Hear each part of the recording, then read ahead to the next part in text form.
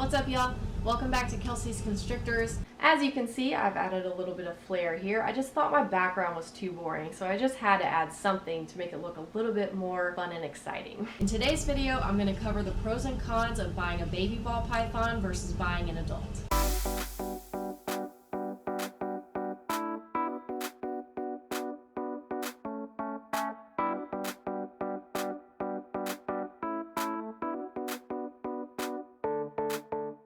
Whether you're buying your first snake or you're getting into breeding, the question of buying babies versus buying adults is an important one to ask yourself. But there's a few things I want to go over so you can decide what's best for you. The first thing to think about is the time that's going to go into your new snake. If your new snake is just going to be a pet, it's really fun to watch them grow up from a little baby all the way up to an adult. And if that's the case, time may not be very important to you. However, if you're looking at getting into breeding or you're just getting started or maybe you've even been in it for a little while, time can suddenly become very important.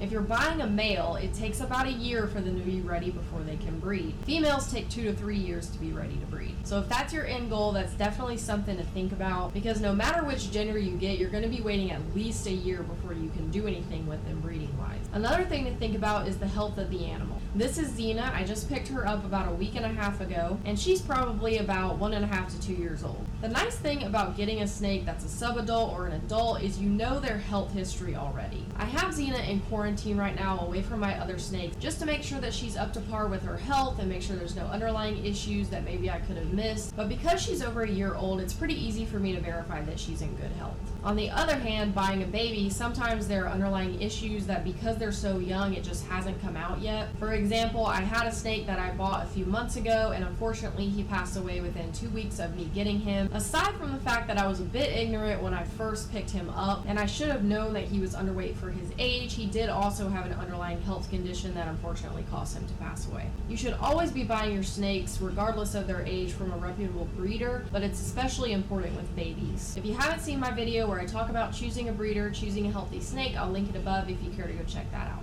The third thing to think about when you're deciding whether to buy a baby or an adult is feeding. Buying a sub-adult or an adult ball python that's already well started and in their routine is very, very difficult to switch them from the food that they're on. The most common example of this is going to be feeding live versus feeding frozen, but another maybe less common example is feeding, say, African soft-furred rats versus regular rats. Here is a list of states where African soft-fur rats are actually illegal. So if you live in one of these states, you want to be extra careful to make sure that the snake is on African soft-fur rats if you're not able to get them. Even if you are able to have them in your state, a lot of times they're pretty hard to find. Finding a breeder for African soft-furred rats is definitely not as commonplace as regular rats, and they can be more expensive due to the fact that they take a little bit longer to grow up to size. So if you can't find African soft-furred rats where you live, or you're not okay with feeding live, make sure you have correct, accurate information on what the snake is eating if you're buying an adult, because it's very, very difficult, if not impossible, to get them to switch. Ball pythons can be very picky about their feeding schedules and what they eat.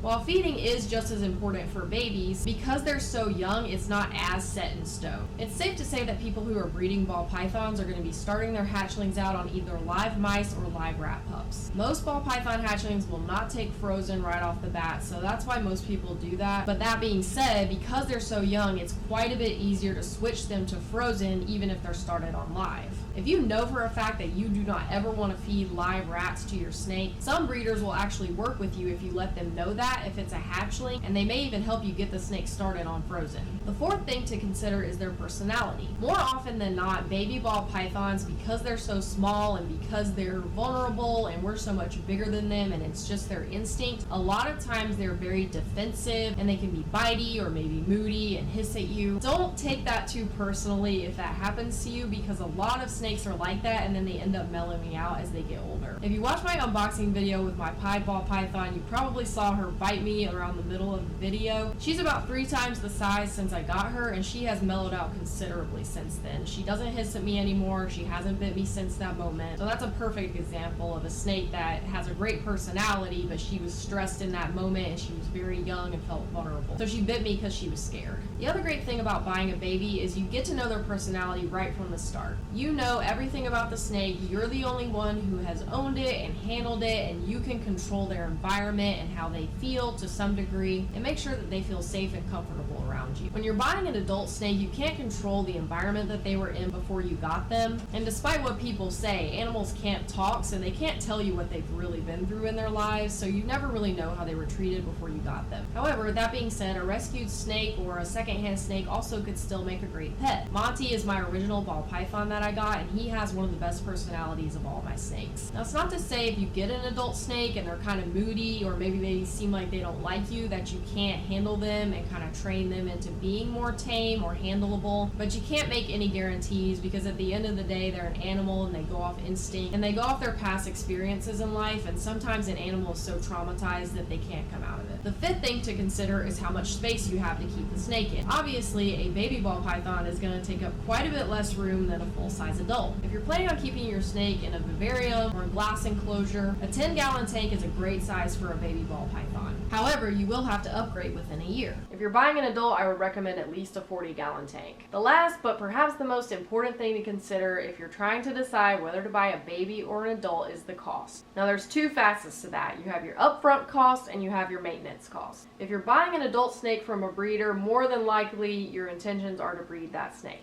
If those are your intentions, and if you have looked on Morph Market at all for whatever snake you're looking for, you know that adult snakes cost quite a bit more than a baby of the exact same morph and gender. A great example of that is my pastel clown girl. I got her for about $500, but you look for that exact same snake that's a full-grown adult and you're going to be paying at least $2,000 minimum. Time is money, and that is one of the reasons why the price goes up so much. But the other reason is also because they have been feeding that snake for the last 2 to 3 years, and that's a lot of money on rats.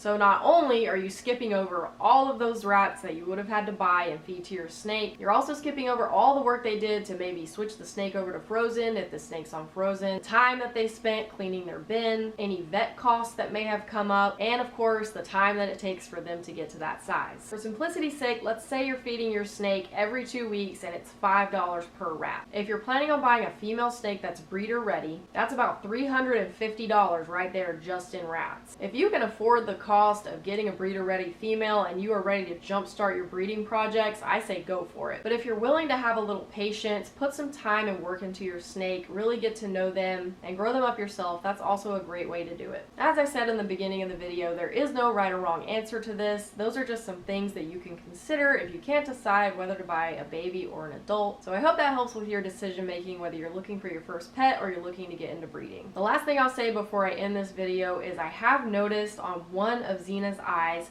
there's a few little marks. It kind of looks like lines that are on her eye. I'll try to zoom in so you can see it, but I think she has a little bit of stuck shed on her eye, maybe like a piece of an eye cap. It doesn't look like a full eye cap, so I'm going to be keeping an eye on that. And in her next shed, if it doesn't come off, I'm going to have to take a closer look at that and make sure that it's not something wrong with her eye, and make sure that it is just a little bit of stuck shed. So I will definitely keep you updated on that. Are there any other things that you've considered when trying to decide whether to buy a baby or an adult? Leave a comment below. Hit that like button and the subscribe button. I come out with new snake videos every single week. Make sure you check us out on Instagram. It's Kelsey's Constrictors, and I'll see y'all next time. Make sure you like this video and hit subscribe. I don't want to say that.